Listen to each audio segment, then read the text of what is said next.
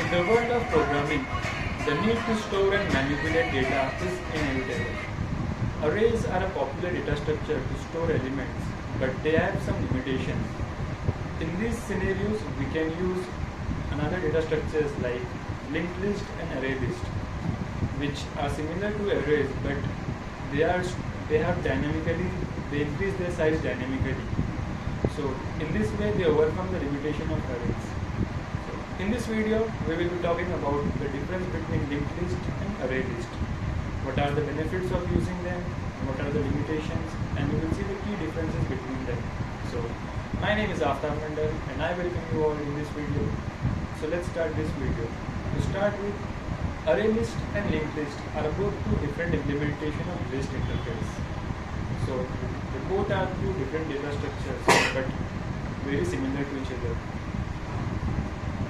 Array list is similar to an array because it stores element in index-based form and in contiguous memory block. So if we are using an index-based system, array list is very much preferred.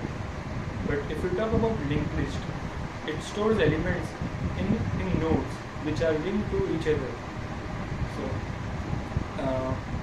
So it does not maintain the index-based system. They use nodes which are linked to previous node and the next node. So let's talk about the key differences between these two. If we talk about the traversal speed, array list is faster because it maintains the index-based system, which is faster to get any element in array list. But if we talk about linked list, it is not as faster as compared to linked list because it does not store elements in contiguous block. The objects are stored in memory in scattered manner, so it is not as fast as array list because array list is in contiguous form and we can access any element faster than linked list. Next difference is the memory of what type of memory they occupy. So array list consumes less memory than linked list because it is stored in a contiguous block, but linked list consumes more memory because it has to store more references to the next node or the previous node.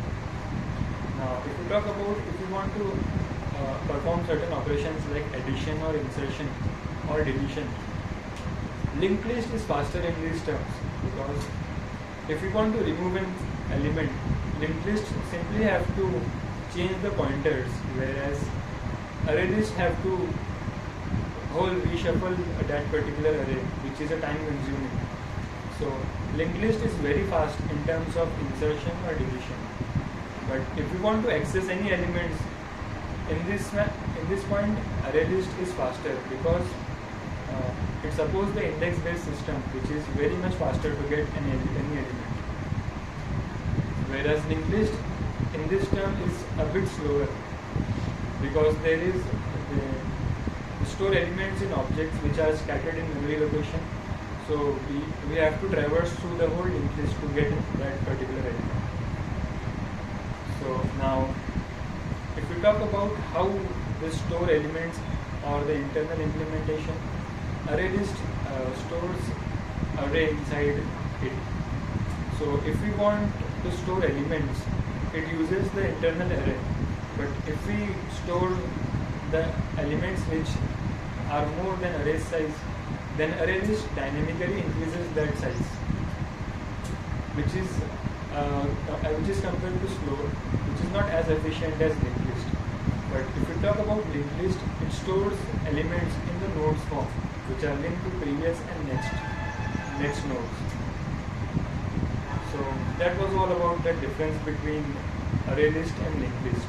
Now if we see why we need these two, so whenever we want to store elements which we don't know the size in advance, then we can use array list and linked list because these two can increase their size dynamically. Now there are certain limitations in these two. Array list has a limitation. If we want to insert or delete, it is very much slower than as compared to linked list. But the limitation of linked list is it consumes more space than array list. So both have their strong points and weak points.